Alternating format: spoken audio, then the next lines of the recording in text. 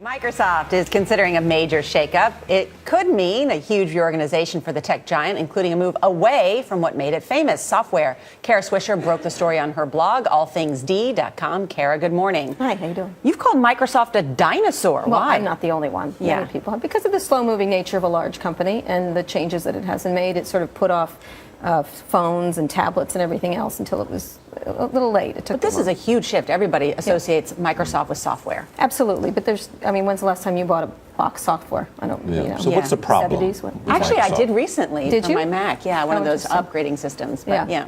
Nobody does it anymore. Good for you, though. Yeah. Very retro of you.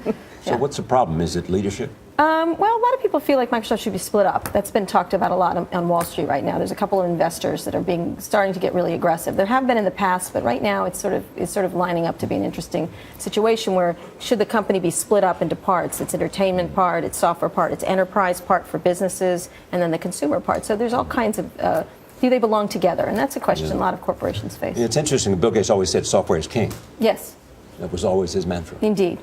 It's not king anymore. It's perhaps a minor royalty now. But, it's really important. It's not the software, it's the operating systems of these things, like the platforms like Android or iOS. And Windows has tried with Windows Phone. And they've got all that money. Yes, they do.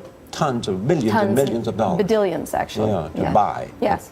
They could do a lot of things. They could be buying things. They could be doing things. Many people think they don't naturally belong together. Again. So, Kara, what does it mean for the consumer then that Microsoft is moving away from software and going more into tablets and devices? It's not moving away from software because the operating system is delivered over the cloud. That's what they're moving towards. And as you know, everything's being delivered over the cloud. And so the question is, and they make less money doing that when they have cloud services. And so the question is, how can they be as nimble as they need to be? Why is there a Dropbox and Evernote? These are all things Microsoft used to do for you, and now there's other companies providing it.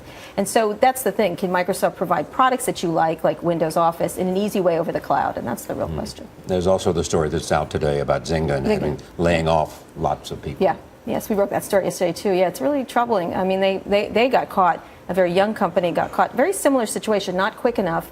Not moving into mobile fast enough. Games, they were on the Facebook platform on a web, like a web face, and now everybody's playing games mobilely, and they didn't move fast enough, and they're only, 2 years since they went public, and the business has cratered, and so they've had to rationalize the costs. And for people who don't know, Zynga is online gaming. What does that mean then Farmville. for the future of gaming? Well, it's going online. It's going in mobile. Everything's mobile. There's some games in Japan. I think it's called Gung Ho. That's millions and millions of people making a lot of money. And the question is, can they keep?